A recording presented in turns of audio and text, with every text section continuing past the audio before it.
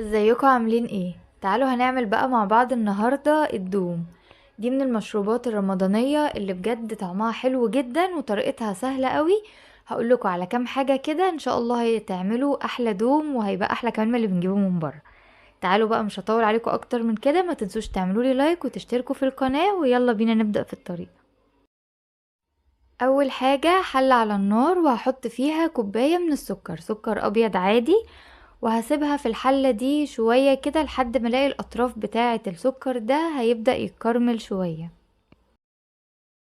وممكن كمان تحطي معلقة من المية زي ما انا حطيت كده، ده بيخلي السكر رطب شوية، فده هيساعد ان نتيجته تبقى كمان مضمونة اكتر انه ما يتحرقش منك.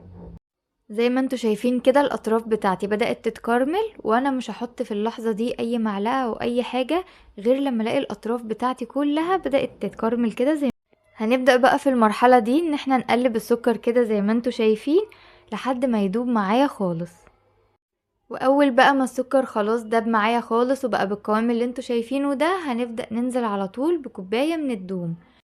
بعد كده هنسيبهم على النار مع بعض لمدة من 3 ل 4 دقايق كده، وانا برضو عمالة اقلب فيهم زي ما انتوا شايفين عشان بس الدوم طعمه يتركز معايا اكتر. بعد كده حطيت 1.5 لتر من المية، ممكن مية سخنة، بس المية السخنة بصراحة هتعمل فوران كده جامد، فانا للامان اكتر حطيتها مية عادي من الحنفية. هتلاحظي في الاول كده ان السكر اللي تحت نشف كده، مفيش مشكلة، هو مجرد بس المية هتغلي معايا هتلاقي السكر ده رجع داب تاني.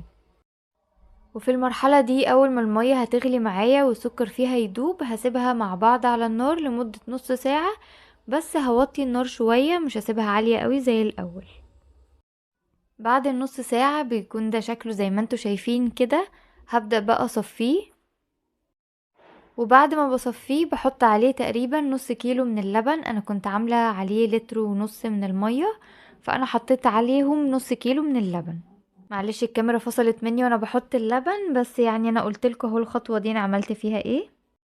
وبس كده، دي كانت اخر خطوة وكده الدوم بتاعي خلاص خلص. عايزة اقولكوا الطريقة دي بجد مضمونة ومش على الخطوات بالتفصيل، هتعملوا دوم احلى من اللي بنجيبه من بره. بس كده جربوا بقى الطريقة بالتفصيل زي ما قلتلكوا، هيطلع معاكوا حلو جدا. ولما تجربوه قولولي في الكومنتات رأيكم فيه، بس ان شاء الله انا واثقة ان هو هيعجبكم وهتقولوا ان هو احلى من اللي بنجيبه من بره.